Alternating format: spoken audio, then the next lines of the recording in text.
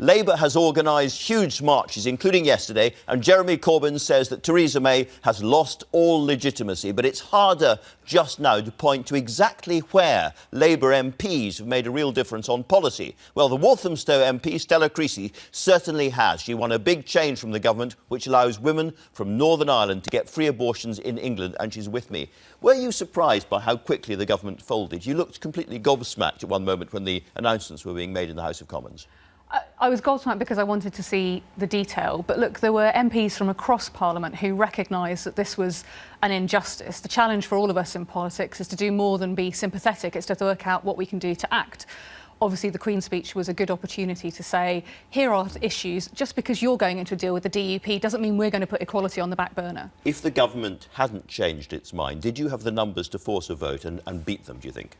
That would be telling, Andrew. What I would say is there certainly was support from across the House. And I think that attitude and that ethos, actually there are issues. Look, I'm incredibly ideological. I'm passionately a socialist, a Democrat, a cooperative, feminist, but I'm not necessarily tribal. And I think there are others who feel like that too. And where there are issues where people recognise the government has got it wrong, then I think there is progress to be made. Because it has been said that in Northern Ireland, in the nationalist community and the unionist community, there is a different religious-based view on abortion, which is not the view of a lot of people in England, for instance, and that it's wrong for you as an English MP to impose your values on them.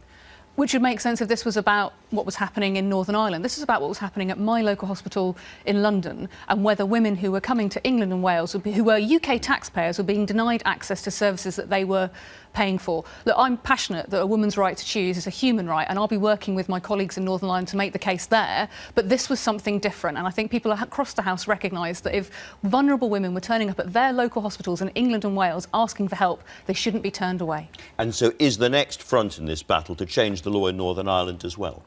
I think human rights are a massively important issue for all of us. Equality can't be on the back burner in this new Parliament, and it behoves all of us to work in many different countries around the world to help support that, and that includes in Northern Ireland. And is this just one example of what we're going to see quite a lot of now, which is specific issues suddenly appear in the House of Commons and the government realises it hasn't got a majority and has to change direction? Well, I hope so, because colleagues of mine are doing amazing work on all sorts of issues, whether it's Jim Fitzpatrick and Peter Bottomley on leasehold reform, even the work that Paula Sharif has been doing on women's rights and the tampon tax. Actually, there's a very strong history and tradition of MPs coming up with issues and working across the House to get things done. And I think that's what the public want to see. You voted with the Chuka Umunna amendment on the EU, which said that Britain should stay inside the single market.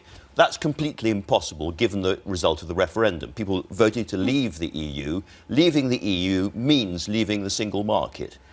I simply don't accept that. There are lots of countries who aren't part of the European Union who are part of the single market. There are other countries who are part of the customs union who aren't part of the European Union. It means staying in, it means paying money into the EU, it means accepting EU laws, and it means no chance of control over migration. Those are the things on which people voted.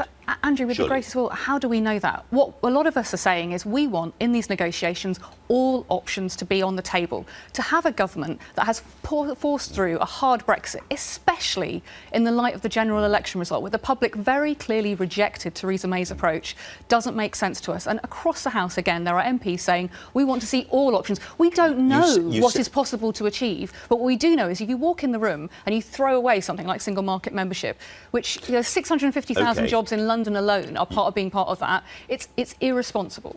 You had 100 MPs, more or less, went through the lobby on this. Out of 600, Britain's membership of the single market is now over. You've won that, you've fought that battle and you've comprehensively lost it. It's over, isn't it? I think there is support across the House for saying what options should be on the table. Very evidently, the British public said no to Theresa May's hard Brexit. But what all of us want is the best deal for Britain. None of us want to rerun the referendum. But what we are saying is, why would you leave some of the big things off the table when you're talking to our European counterparts? But there's a big change of tone in the Labour Party since the election. Jeremy Corbyn has been a long-term opponent of the EU in many ways. He made his view of the single market very, very clear. Was he right, do you think, to sack people who voted against him this time?